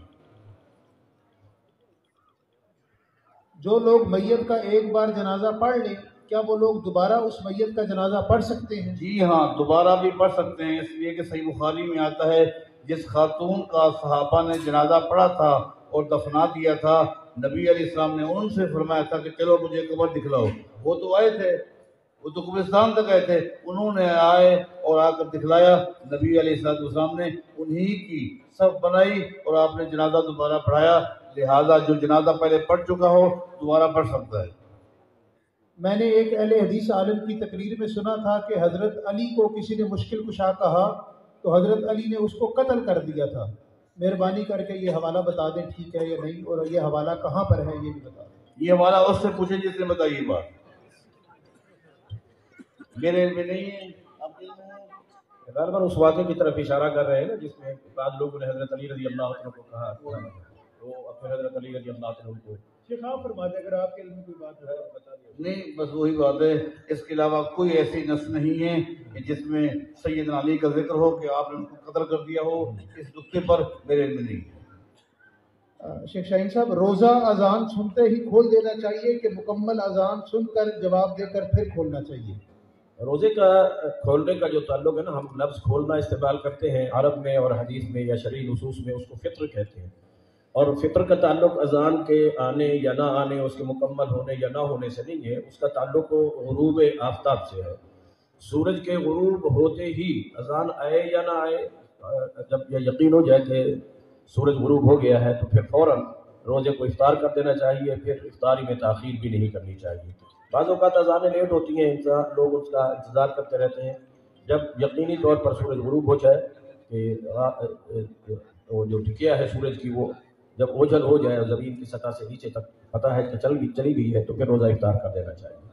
اگر صحیح ٹائم پہ بھی اذان ہو رہی ہے تو غروب بھی اسی وقت، غروب کے ساتھ ہی آپ روزہ افطار کر سکتے ہیں، اذان بھی سنتے رہیں، جواب بھی دیتے رہیں اور افطار بھی کرتے رہیں۔ مکمل اذان تک ایسی کوئی شرعی نص ہمیں نہیں ملتی کہ جس میں یہ حکم دیا گیا ہو۔ مولوی پہلے کھاندے والا اذان دیں۔ شیخ صاحب کے کہنے کا مقصد یہ کہ جو اذان دینے والا مؤذن ہوتا ہے پہلے وہ خود روزہ افطار کرتا ہے پھر وہ اذان دیتا ہے، پہلے کھانے والا اذان دیتا ہے۔ شیخ بھٹی صاحب، سوال ہے کہ شیعہ لوگ کہتے ہیں کہ نبی کریم صلی اللہ علیہ وسلم کی ایک ہی بیٹی ہے، قرآن و حدیث سے رہنمائی فرمائیں۔ دیکھیں، اگر وہ اپنی ہی کتابوں کا مطالعہ کر لیں، اصول کو پڑھ لیں، فروع کو پڑھ لیں، کافی کو پڑھ لیں، انہیں خود پتہ چل جائے گا کہ نبی علیہ السلام کی 4 بیٹیاں تھیں، ایک بیٹی نہیں تھی۔ وہ جو کہتے ہیں کہ سیدہ خدیجہ پیچھے سے لے کر آئی تھی، نہیں، یہ بات غلط ہے۔ سیدہ عائشہ نے، سیدہ خدیجہ نے پہلے نکاح کیا تھا، اس سے اولاد ہوئی تھی، ان کا الگ ذکر ہے۔ پھر وہ فوت ہو گیا، پھر دوسرا نکاح کیا تھا، پھر وہ بھی فوت ہو گیا، اس سے بھی ایک بچہ ہوا تھا، پھر تیسرا نکاح نبی علیہ الصلوۃ والسلام سے سیدہ خدیجہ کا ہوا، اور اس سے آپ کی یہ بیٹیاں پیدا ہوئی ہیں احادیث صحیحہ سے، حتیٰ کہ پہلے تشریح کی کتب کے اندر بھی صراحت کے ساتھ موجود ہے۔ اگر اپنی کتاب الاستفسار وغیرہ ان کو پڑھ لیں تو میرے خیال میں ان کو یہ بات کہنے کی ضرورت پیش نہیں ہے۔ کیا دیوبندی کے پیچھے نماز ہو جاتی ہے؟ دیکھو جی، دیوبند ایک شہر ہے، اس میں اس شہر میں رہنے والا ہر بندہ دیوبندی ہے، جو ہندو بھی رہتے ہیں وہاں پر۔ ہندوستان کا ایک شہر ہے، اس کا نام ہے دیوبند، اس میں رہنے والا ہر شہری دیوبندی ہے، سکھ بھی رہتے ہیں، یہودی بھی رہتے ہیں۔ اب بات کلیئر کریں کہ کس کے پیچھے نماز پڑھنا۔ بات یہ ہے کہ اب ملتان ایک شہر ہے، ملتان میں سارے مسلمان رہتے ہیں، یہ تو ایسا ہے کہ آپ کہیں ملتانی کے پیچھے نماز جائز ہے، وہاں تو ہندو بھی رہتے ہیں۔ لاہوری کے پیچھے نماز جائز نہ جائز ہے، یہ بات نہ کریں۔ آپ یہ پوچھیں کہ جس بندے کا یہ عقیدہ ہو اس کے پیچھے نماز ہو سکتی ہے کہ نہیں ہو سکتی، یہ بندہ ہے اس کے پیچھے نماز پڑھ سکتے ہیں کہ نہیں۔ لہذا جو بندہ بدعتی ہے، مشرک ہے، وہ چاہے دیوبندی ہو، بریلوی ہو، اپنے آپ کو کچھ بھی کہے، اس کے پیچھے نماز نہیں ہوتی۔ اگر بندہ موحد ہے، چاہے وہ دیوبندی ہے، یہ بریلی شہر میں رہتا ہے، بریلوی ہے، اس کے پیچھے نماز جائے۔ میرا ایک شیعہ دوست ہے اور اس کے عقائد صحابہ کے بارے میں ٹھیک نہیں ہے، اس لانتی سے تعلق تو ختم کر دیا ہے، لیکن وہ میرا افسر ہے، اس کے خلاف میں کیا کر سکتا ہوں؟ دیکھیں، اگر وہ آپ کا افسر ہے، ٹھیک ہے، آپ اس کے ساتھ رہیں، لیکن اسے آپ حق بتاتے رہیں، اخلاق کے ساتھ، احترام کے ساتھ۔ وہ آپ کا ہیڈ ہے، آپ احترام کے دائرے میں بڑے کا احترام کرتے ہوئے انہیں بھی آپ صحابہ کرام کی عظمت کے متعلق، مقام کے متعلق بتاتے رہیں، یہ آپ کی ذمہ داری ہے۔ اگر وہ برداشت نہ کرے اس آخر کو چھوڑ دے، اگر برداشت کرے تو انشاءاللہ ایک وقت آئے گا اللہ اس کو ہدایت دے گا۔ ایک سب سوال ہے، تاجر حضرات زرعی اجناس مثلاً چاول، کپاس، گندم خریدتے وقت 1 کلو فی من کے حساب سے کاٹ لیتے ہیں، یعنی 40 کلو لیتے ہیں اور رقم 39 کلو کی دیتے ہیں، کیا یہ درست ہے؟ یہ کیوں کاٹتے ہیں؟ یہ سوال تو یہ ہے کہ کاٹتے کیوں ہیں؟ جو تعویلیں کرتے ہیں کہ تول میں ایسا ہو جاتا ہے، اس میں مٹی آ جاتی ہے، فلاں چیز شامل ہو جاتی ہے، ایک اندازے کے مطابق، یہ ساری باتیں جھوٹی ہیں۔ لہذا اسی طرح آٹے کی پسائی کے وقت بھی 1 کلو نکال لیتے ہیں کہ وہ آٹا اڑ گیا، اگر اڑ گیا تو شام کو چکی والے کے پاس 2 من آٹا کہاں سے آ گیا؟ وہ تو اڑ گیا تھا، یہ کہاں رکھا ہوا ہے؟ یہ سب خام خواہ کی باتیں، ناجائز ہے، ایسا کام نہیں ہونا چاہیے۔ شیخ بٹی صاحب، آپ سے ہی سوال ہے، کیا اللہ تعالیٰ ہر وقت بندے کے ساتھ ہوتا ہے؟ قرآن و حدیث کی روشنی میں جواب مطلوب ہے۔ دیکھیں، اب آپ کو جواب مختصر چاہیے، یہ تفصیل کے ساتھ۔ مختصر تو یہ ہے کہ اللہ تعالیٰ اپنی صفات کے ساتھ، اللہ تعالیٰ اپنی صفات کے ساتھ، اپنی قدرت کے ساتھ، اپنے علم کے اعتبار سے ہر وقت ہر جگہ ہے، لیکن ذات کے لحاظ سے عرش پر مستوی ہے۔ جو اللہ تعالیٰ کو اس کی ذات کے ساتھ ہر جگہ سمجھتا ہے، وہ اس نے کفری عمل کیا۔ ایسے شخص کے متعلق امام ابن خزیمہ کہتے ہیں اس سے توبہ کرائی جائے۔ وقت کے حاکم کو چاہیے ایسے شخص کو کہے کہ وہ توبہ کرے، وہ توبہ نہ کرے فلیقتل، اسے قتل کر دیجیے۔ یہ اتنا گندا عقیدہ ہے۔ لہذا اللہ تعالیٰ اپنی صفات کے لحاظ سے اننی معکم اسمع و ارا، میں تمہارے ساتھ ہوں، کس حیثیت سے؟ اسمع و ارا، دیکھنے کے اعتبار سے بھی، سننے کے اعتبار سے بھی، یہ اللہ تعالیٰ کی صفات ہیں۔ صفات کے لحاظ سے آپ شارف سے بھی زیادہ قریب ہے، نحن اقرب الیہ من حبل الورید، لیکن ذات کے لحاظ سے عرش پر مستوی ہے۔ یہ بھی بڑا اہم سوال ہے شیخ بٹی صاحب، آج کل الٹرا ساؤنڈ سے ڈاکٹر پیدا ہونے والے بچے کی گروتھ کا بتا دیتے ہیں، اور یہ بھی پتہ چل جاتا ہے کہ بچے کا کوئی میڈیکل ایشو تو نہیں ہے، کیا اس صورت میں ڈاکٹر کے مشورے سے بچے کو ضائع کروایا جا سکتا ہے؟ اس کا کیا حکم ہے؟ دیکھیں، اس کی شکلیں مختلف ہیں، شکلیں مختلف ہیں۔ اگر کنڈیشن ایسی ہی ہے کہ ڈاکٹر نے آپ کو بتا دیا کہ اگر آپ نے بچے کو ضائع نہیں کیا تو پھر خاتون کے بھی ضائع ہونے کا خطرہ ہے، یہ جان بھی چلی جائے گی، تو اگر اس طرح کی رپورٹ ڈاکٹر دیتا ہے تو ٹھیک ہے، اس کی ہدایات پر عمل کیا جائے۔ لیکن اگر اس بنا پر آپ اس کو ضائع کرتے ہیں کہ بچے زیادہ ہو جائیں گے، وغیرہ وغیرہ یہ باتیں ہیں تو پھر یہ عمل کرنا جائز نہیں ہے۔ کیا نبی کریم صلی اللہ علیہ وسلم اپنی روزہ مبارک میں حیات ہیں؟ نبی علیہ الصلوۃ والسلام اس دنیا فانی سے چلے گئے۔ جب کسی کی روح قبض ہو جاتی ہے اس کا آخرت کا معاملہ شروع ہو جاتا ہے۔ آخرت کی سب سے بہترین جو زندگی کسی کی ہو سکتی ہے ہمارے عقیدے کے مطابق وہ محمد رسول اللہ ہے۔ لیکن دنیا فانی سے آپ چلے گئے۔ جب دنیا فانی سے آپ چلے گئے تو پھر یہ کہنا کہ قبر کے اندر آپ حیات ہیں یہ آپ کو مقام نہیں دینا بلکہ آپ کا مقام کم ہی کرنا ہے، یہ عقیدہ صحیح نہیں ہے۔ اسی سے متعلق ہے کہ نبی پاک صلی اللہ علیہ وسلم پر درود پڑھا جاتا ہے تو کیا نبی جواب دیتے ہیں؟ اگر دیتے ہیں تو کیسے؟ نبی علیہ الصلوۃ والسلام پر جب درود پڑھا جاتا ہے تو اللہ تعالیٰ نے فرشتوں کی ڈیوٹی مقرر کی ہے کہ وہاں تک وہ پہنچاتے ہیں۔ آپ جواب دیتے ہیں، کیا دیتے ہیں اس کا ذکر مجھے کہیں نہیں ملا۔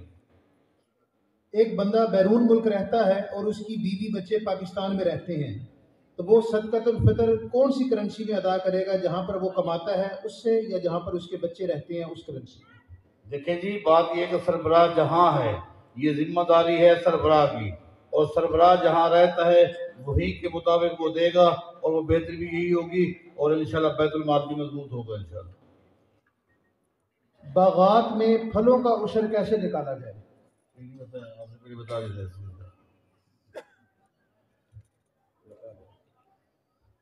دیکھیں جی اس میں اہل علم کا اختلاف ہے۔ بعض کہتے ہیں کہ اس میں عشر دیا جائے گا، بعض کہتے ہیں کہ نہیں کٹائی نہیں ہوتی اس کی چنائی ہوتی ہے کٹائی نہیں ہوتی۔ جب کٹائی نہیں ہوتی چنائی ہوتی ہے تو پھر اس کی زکوٰۃ ہوگی، عشر نہیں ہوگا۔ بعض عشر کے قائل ہیں۔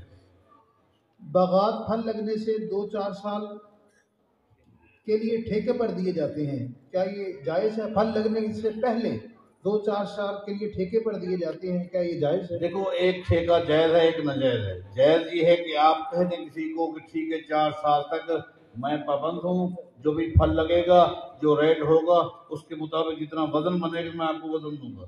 وزن بھی طے ہو گیا، وقت بھی طے ہو گیا، قیمت بھی طے ہو گئی، یہ سلف ہے، یہ جائز ہے۔ لیکن اگر قیمت طے ہو جائے لیکن وزن طے نہ ہو جائے تو یہ ناجائز ہے۔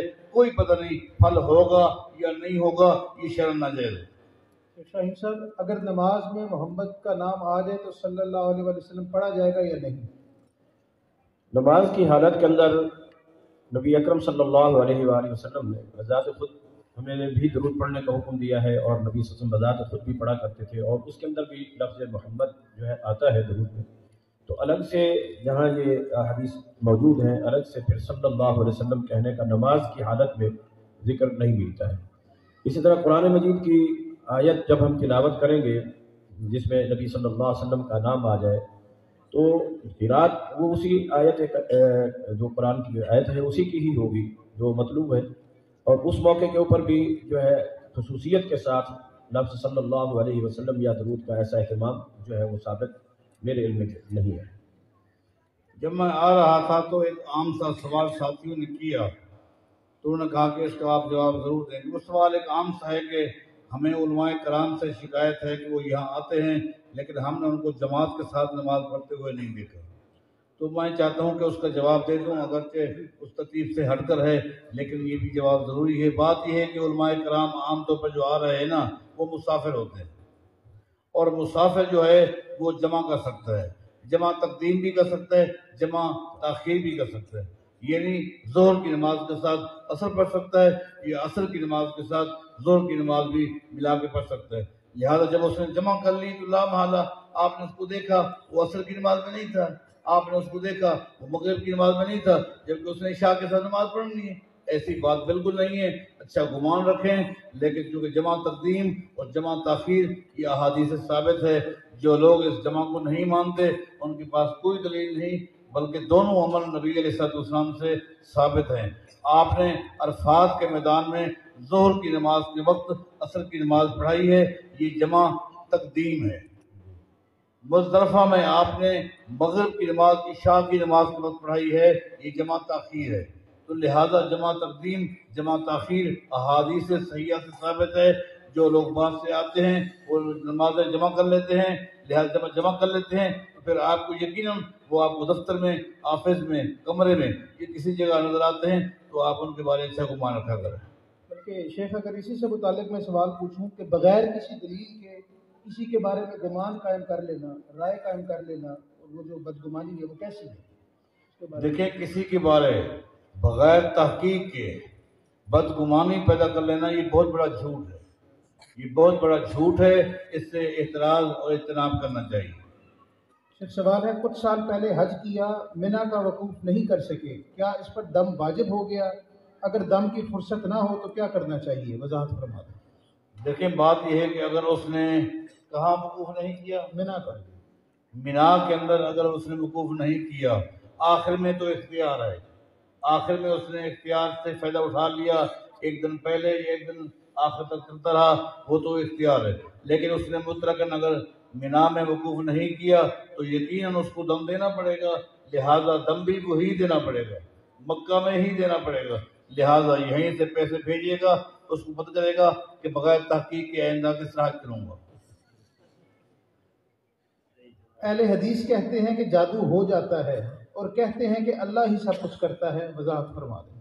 دیکھیں جی، جادو کا ہو جانا احادیث سے ثابت ہے، یہ الگ بات ہے کہ شریعت نے اس سے منع کیا ہے، اور جو کچھ بھی ہوتا ہے وہ سب چیزیں اللہ کے علم میں ہوتی ہیں۔ بندہ کیا کر رہا ہے، بندے کے کرنے سے پہلے بھی اللہ کے علم میں ہے، بندہ اس وقت بھی اللہ جانتا ہے، بعد میں بھی اللہ کے پاس علم ہے کہ بندہ کیا کر رہا ہے، لیکن اللہ تعالیٰ نے ان چیزوں سے منع کیا، یہ اللہ کے حکم نہیں ہے کہ تم یہ کام کرو، اللہ نے منع کیے، لیکن جو کچھ کرتا ہے اللہ کے علم میں ہے اور یہ ہو جاتا ہے اگرچہ ناجائز ہے اور کفر ہے۔ یہ ہر سال ہی سوال آتا ہے لیکن چونکہ اہم ہے اس لیے دوبارہ پوچھتا ہوں کہ ایک ہی مجلس میں 3 بار طلاق بول دینا، یہ ایک ہوگی یا 3؟ کچھ اہل حدیث کہتے ہیں ایک ہوگی، کچھ کہتے ہیں 3 ہوگی۔ 3 کون کہتا ہے؟ یہ تو میرے علم میں نہیں۔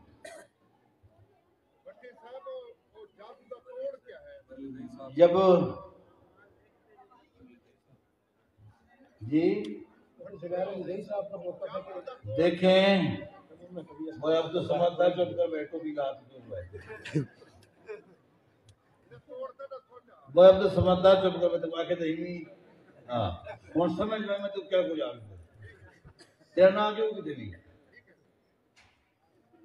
گزارش یہ ہے کہ ایک مجلس کے اندر جب کوئی بندہ 3 مرتبہ طلاق دیتا ہے تو وہ ایک کے حکم ہے، صراحت کے ساتھ ثابت ہے، صحیح مسلم میں آتا ہے، نبی علیہ السلام کی مکمل زندگی میں ایک مجلس کی 3 طلاقوں کو 3 نہیں بلکہ ایک ہی کہا جاتا تھا، احادیث میں آتی ہے، صحیح مسلم میں آتی ہے، اور وہ حدیث جو رکانہ والی ہے رضی اللہ تعالیٰ عنہ، اس پر آپ غور کریں، آپ کیا سمجھیں گے؟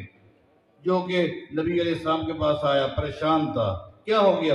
طلقت امراتی ثلاثا، میں نے اپنی بیوی کو 3 طلاقیں دے دی ہیں، تو نبی علیہ السلام نے پوچھا افی مجلس واحد، یہ تینوں طلاقیں ایک مجلس میں دی تھی؟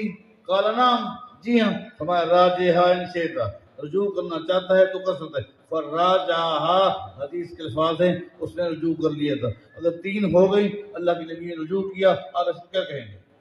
اللہ کے نبی نے خود رجوع کروایا، صراحت کے ساتھ قولاً ثابت ہے، نبی علیہ السلام سے ثابت ہے، لہذا اگر کوئی کہتا ہے اس کا اپنا موقف ہے، ہم اس بندے کا اہل علم ہے اس کا احترام کرتے ہیں، لیکن ہمارا عقیدہ ہے غلطی سے مبرہ ذات اللہ کی مخلوق میں محمد رسول اللہ،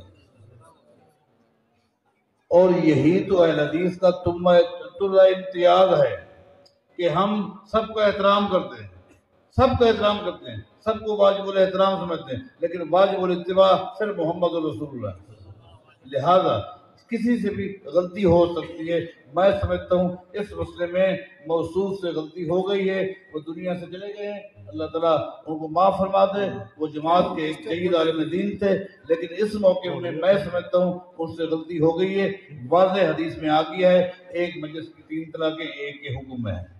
اس سلسلے میں تھوڑی سی وضاحت ہے، جن شیخ صاحب کے بارے میں پیچھے سے بعض بھائیوں نے ذکر کیا ہے، زندگی بھر کبھی انہوں نے 3 کے 3 ہونے کا فتویٰ نہیں دیا، نہیں دیا جی، کبھی فتویٰ نہیں دیا، قائل تھے اس بات کے، لیکن کبھی فتویٰ نہیں دیا تھا، اور میری بذات خود ان سے بات ہوئی تھی کہ آپ اس کا پھر فتویٰ کیوں نہیں دیتے؟ انہوں نے کہا کہ تمام اہل حدیث علماء کا اس پر اجماع ہے، اور ہمارے نزدیک کتاب و سنت کے بعد اجماع بھی ایک حجت ہے، دلیل ہے ہمارے اہل علم کی، علماء اہل حدیث کی۔ اس لیے جو ان کا موقف تھا وہ بھی جو شیخ صاحب نے حدیث بیان کی ہے اس کے اوپر جو ہے نا وہ سند کی وجہ سے، لیکن اسی روایت کو فتح الباری میں امام حافظ ابن حجر رحمۃ اللہ علیہ نے فرمایا کہ هذا الحدیث نص فی هذه المسألہ لا يقبل اي تعویل۔ یہ حدیث جو رکانہ کی جو شیخ صاحب نے بھی آپ کے سامنے بیان کی ہے، مسند احمد اور مسند ابو یعلا کی، یہ نص ہے۔ کوئی حدیث نص کب بن سکتی ہے؟ جب وہ صحت کے اعتبار سے، اسناد کے اعتبار سے اپنے مدارج کو پوری کر چکی ہوگی تو تب وہ نص بنے گی نا۔ شیخ حافظ ابن حجر رحمۃ اللہ نے اس کو نص قرار دیا۔ جو اسنادی ان کی شبہات تھے یہ اس لفظ نص کی وجہ سے میں یہ سمجھتا ہوں کہ چونکہ الحمدللہ حافظ ابن حجر رحمۃ اللہ علیہ، اور جو اعتراض کیا جاتا ہے وہ بھی حافظ ابن حجر رحمۃ اللہ کے حوالے سے ہی کیا جاتا ہے۔ جب وہ پہلے اس کو نص قرار دے چکے ہیں تو وہ شکوک و شبہات بھی ختم ہے۔ بارک اللہ۔ سگریٹ اور نسوار پینے سے وضو ٹوٹ جاتا ہے یا باقی رہتا ہے؟ سگریٹ کو اور نسوار کو ہی توڑ دینا چاہیے بس۔ جب یہ ٹوٹ جائیں گی چیزیں برباد ہو جائیں گی تو یہ معاملہ آئے ہی کر شیخ بھٹی صاحب، عذاب قبر کے متعلق قرآن کی کوئی آیت بتائیں۔ اللہ، بات یہ ہے کہ پہلی بات یہ ہے کہ جو لوگ یہ کہتے ہیں سب سے پہلے ہم ان سے پوچھیں کہ قبر کے وہ لوگ قیل ہیں کہ نہیں، اور قبر کس کو کہتے ہیں۔ اصل ان کا جو مسئلہ ہے وہ یہ ہے کہ یہ جو دنیا میں زمین پر جو ہم قبر بناتے ہیں وہ اس کو نہیں مانتے۔ وہ کہتے ہیں عالم برزخ ہے، الگ ایک ماحول ہے، اور وہاں پتہ نہیں وہ قبر کون بناتا ہے، کھودتا کون ہے، یہ میت کو وہاں کون لے جاتا ہے، آج تک ہمیں پتہ۔ عقل نہیں مانتی نہ مانے۔ جب آ گیا ہے قبور کا ذکر آ گیا ہے، الہاکم التکاثر حتی زرتم المقابر، قبروں کا ذکر آ گیا، اور فرعون کا ذکر آ گیا۔ فرعون کے اوپر عذاب پیش کیا جاتا ہے، یہ پیش کیا جاتا ہے تو کس میں پیش کیا جاتا ہے؟ لہذا ان نصوص سے ثابت ہو گیا کہ قبر پر حق ہے، قبر کا عذاب بھی پر حق ہے، لہذا عقل دلیل نہیں ہے، عقل نہیں مانتی تو نہ مانے، نصوص سے واضح ہو گیا۔ شیخ سوال ہے، جانور کا ایکسیڈنٹ ہوا اور اس کا کچھ حصہ جسم سے الگ ہو گیا، بعد میں جانور کو ذبح کر دیا گیا، کیا الگ ہونے والا حصہ حلال ہے کہ نہیں ہے؟ کسی زندہ چیز کا کچھ حصہ اس کی زندگی میں الگ کر لیا جائے تو وہ میت ہے، مردار ہے، وہ حرام ہے، اس کو آپ استعمال نہیں کر سکتے، وہ حرام ہے۔ اگر بچہ ماں کے پیٹ میں فوت ہو جائے تو کیا اس بچے کا جنازہ پڑھا جائے گا؟ دیکھیے اگر اس میں روح آ گئی ہے اس کی نماز جنازہ ہے۔ یہ کہنا کہ وہ تو مردہ پیدا ہوا، تو جنازہ بھی مردے کا ہوتا، زندہ کا نہیں ہوتا۔ ایک سوال ہے، جو لوگ اپنی بہن یا بیٹی کے حقوق نہیں دیتے لیکن ان کو خوش کرنے کے لیے زکوٰۃ دے دیتے ہیں، کیا یہ جائز ہے؟ نہیں، زکوٰۃ ہر سال دیتے رہیں، اس سے مسئلہ حل نہیں ہوگا۔ جو ان کے حقوق ہیں پہلے وہ ادا کریں۔ دائمی مریض کے روزے کا کیا حکم ہے؟ اس کے فدیے کے بارے میں قرآن و حدیث کی روشنی میں رہنمائی فرمائیں۔ دیکھیں، جو شخص دائمی مریض ہے اور مرض بھی ایسی ہے جس کی وجہ سے وہ روزہ نہیں رکھ سکتا تو اسے ہر سال فدیہ ہی دینا پڑے گا۔ لہذا ایک مسکین کو وہ 1 مہینے کا خرچہ دے گا، چاہے وہ مسکین خود بھی مریض ہو، چاہے وہ روزہ نہ رکھ رہا ہو۔ یہ لوگ جو کہتے ہیں نا جی فلاں جو ہے نا وہ میرے روزے رکھ رہا ہے، عام طور پر لوگ کہتے ہیں جی فلاں کو میں نے پیسے دیے ہیں وہ میرے روزے رکھ رہا ہے۔ ہو سکتا ہے کہ وہ خود مریض ہو، خود نہ رکھ سکتا ہو، لہذا مسکین کا ہونا شرط ہے، یہ شرط نہیں ہے کہ وہ بھی روزے رکھتا ہو سکتا ہے بیمار ہو، لہذا مہینے کی خرچہ دے دیں۔ اس کنڈیشن میں اگر مرض ایسی ہے کہ پورے سال رہتی ہے اور جس کی وجہ سے وہ روزے نہیں رکھ سکتا۔ شیخ صاحب، کیا پرندوں کو قید کرنا اور ان کا کاروبار کرنا جائز ہے یا نہیں ہے؟ دیکھیں، اللہ تعالیٰ نے یہ جتنا بھی مخلوقات ہیں یہ سب اللہ تعالیٰ نے انسان کے تابع کر دی. آپ نے اور چیزوں کو قید نہیں کیا ہوا. بھینس کو آپ نے قید کیا ہوا ہے, گائے کو آپ نے قید کیا ہوا ہے, بھیڑ بکریوں کو آپ نے قید نہیں کیا ہوا. قید کیا بکریاں, یہ مرغیاں, یہ بھی پرندے ہیں, ان کو آپ نے نہیں. ان کے حقوق ادا کریں. ہاں ان کے حقوق ادا کریں. لہذا آپ اس کو اگر ان کے حقوق ادا کرتے ہیں, کھلاتے ہیں, پلاتے ہیں, احساس رکھتے ہیں, تو آپ پرندوں کا بھی کاروبار کر سکتے ہیں, ان کو بھی اپنے کنٹرول میں رکھ سکتے ہیں. حدیث ہے نبی علیہ الصلوۃ والسلام جایا کرتے تھے ام سلیم کے گھر رضی اللہ عنہ. ان کا ایک بیٹا تھا, اس کا نام تھا عمیر. اس نے ایک پرندہ پالا ہوا تھا. نبی علیہ السلام جایا کرتے تھے. ایک دن وہ پرندہ مر گیا تو اس کو چھیڑنے کے لیے نبی علیہ السلام اس سے پوچھتے تھے, یا عمیر ما فعلتک, عمیر تیرے پرندے کا کیا بنا؟ وہ رونے لگ جاتا. اس سے محدثین نے ثابت کیا ہے پرندے آپ پال سکتے ہیں, لیکن ان کے حقوق کو ادا کرتے اور اس چیز کا لحاظ رکھتے ہوئے. اگر نہیں ہے تو پھر کوئی بھی چیز آپ, چاہے وہ گائے ہے, بھینس ہے, کوئی بھی چیز اگر آپ پالتے ہیں, باندھتے ہیں, حق ادا نہیں کرتے, یہ زیادتی, یہ ظلم ہے. سب سوال ہے, زکوٰۃ دینے کا بہترین مصرف کیا ہے؟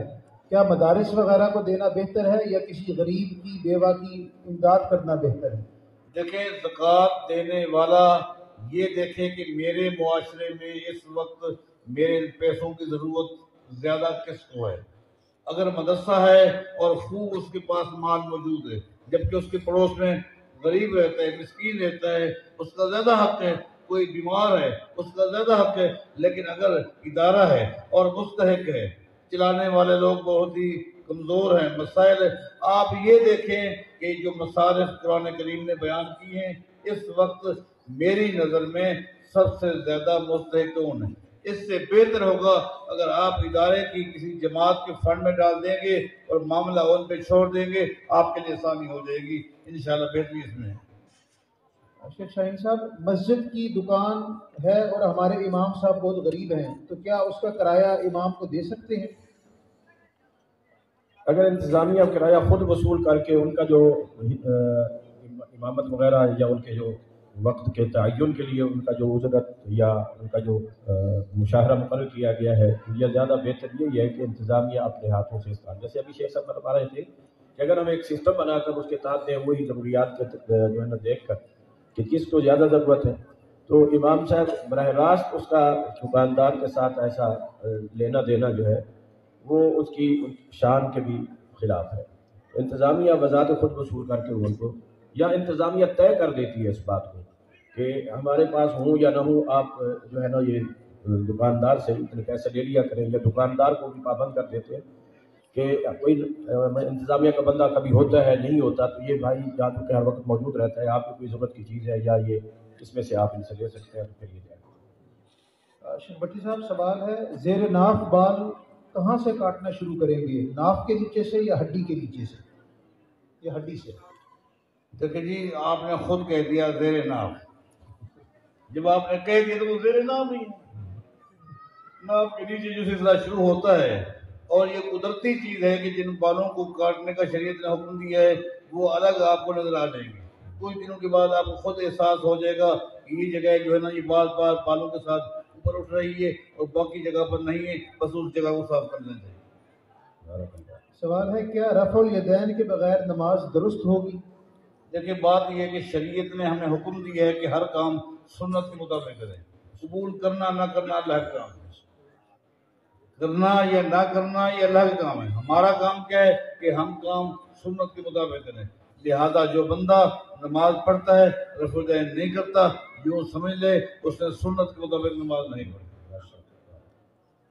شیخ بھٹی صاحب, جب دیوبندی 3 روزہ کے لیے نکلتے ہیں تو آپ اس کو بدعت کہتے ہیں, جب آپ ہر سال 3 روزہ جلسہ کرتے ہیں تو یہ بدعت نہیں ہے؟ نہیں, ہم نے کسی چیز کو بدعت نہیں کہا. ہم نے کچھ لوگوں کے کچھ کرتوت ایسے ہیں, ان کرتوتوں کی وجہ سے کو بدعت کہا ہے, لیکن دین کے کام کریں کون بدعت کہے گا؟ کون کہے گا؟ روزانہ نکلیں, ہمیشہ کے نکلیں, نکل ہی جائیں. کس نے منع کیا؟ کس نے منع کیا میرے بھائی؟ لیکن بات یہ کہ آپ کے کرتوت جو ہے نا شریعت کے مطابق ہونے چاہیے کہ آپ نکلنے کے بعد کیا پڑھا رہے ہیں، کیا پڑھ رہے ہیں، کیا سیکھ رہے ہیں، کیا سکھلا رہے ہیں۔ ہم اس وجہ سے آپ کے ساتھ اختلاف رکھتے ہیں، ورنہ آپ نکلیں، قرآن و حدیث کی تعلیم دیں لیں، ہمیشہ کے لیے ہمارا اتفاق ہے۔ یعنی آپ کا نکلنا بدعت نہیں ہے، آپ کے عمل بدعت ہے۔ بالکل۔ شیخ صاحب سوال ہے، یا محمد کہنا چاہیے یا نہیں؟ دیکھیں یہ حرف ندا ہے، یہ حرف ندا ہے۔ اس کا مطلب یہ ہے کہ آپ کا عقیدہ ہے نبی علیہ السلام دیکھ رہے ہیں، ہمیں سن رہے ہیں، لہذا یہ عقیدہ باطل ہے، لہذا یہ لفظ استعمال یوں نہیں کرنا چاہیے، یہ شرک ہے اور ناجائز ہے، اس سے بچنا چاہیے ورنہ عقیدہ برباد ہو جائے۔ شیخ صاحب سوال ہے، قربانی کتنے دن کی جا سکتی ہے، 3 دن یا 4 دن؟ دیکھیں واضح طور پر 4 دن کا ذکر آپ کیا ہے، 3 دن کی قربانی کا ذکر مجھے تو کہیں بھی نہیں ملا۔ یہ جو صحیح مسلم کی حدیث سے کہتے ہیں کہ نبی علیہ السلام لا تاکلوا لحوم الاضاحی فوق الصلاۃ، کہ 3 دن سے زیادہ قربانی کا گوشت نہ کھاؤ، 3 دن کا تک یہ نہیں کھا سکتے۔ سوال یہ ہے کہ ایک بندے نے پہلے دن قربانی کی، وہ 3 دن کھا سکتا ہے، ایک بندے نے دوسرے دن قربانی کی، وہ کتنے دن کھائے گا؟ 3 دن نا، کتنے منتے ہیں؟ اگر کھانے والے دن قربانی کے ہیں، یہ دن تو اور بڑھ جاتے ہیں۔ ایک بندے نے قربانی کی ہے 30 دن، یا تو حدیث دکھلائے مجھے کہ نبی علیہ السلام نے فرمایا ہو جو پہلے دن قربانی کرے گا وہ 3 دن کھائے گا، جو دوسرے دن کرے گا وہ 2 دن کھائے گا، جو 3 دن کرے گا وہ 1 دن کھائے گا۔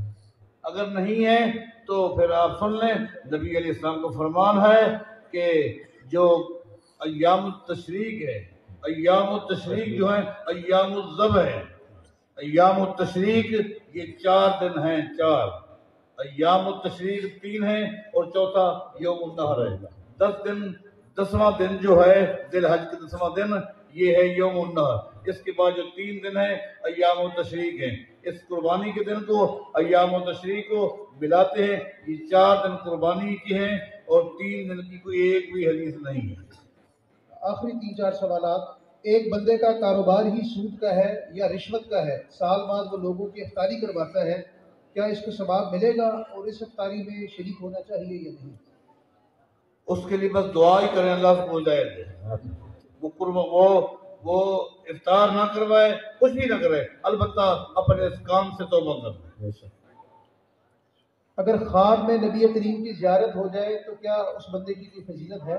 دیکھیں نبی علیہ السلام کی زیارت ہو سکتی ہے، احادیث سے ثابت ہے، لیکن جو کہے کہ میں نے نبی علیہ السلام کو دیکھا، پہلے اس سے انٹرویو لیا جائے گا، نبی علیہ السلام کی سیرت کے بارے اس کے پاس کتنا علم ہے۔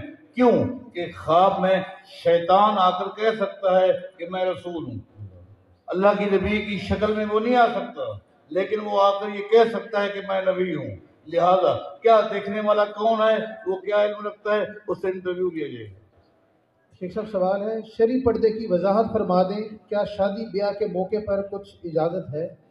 کوئی اجازت نہیں، کسی موقع پر کسی کو کوئی اجازت نہیں ہے، بس شریعت میں یہ ہے کہ جس جگہ پر رشتہ کرنا ہے ان کو شریعت نے حکم دیا ہے کہ وہ ایک نظر دیکھ لے، ایک نظر دیکھ لے، اس نے زندگی گزارنی ہے، بس اس کو حکم دیا گیا ہے تاکہ وہ ایک نظر دیکھ لے، اتنی اجازت ہے، اس کے علاوہ کوئی اور اجازت مجھے نہیں ملتی۔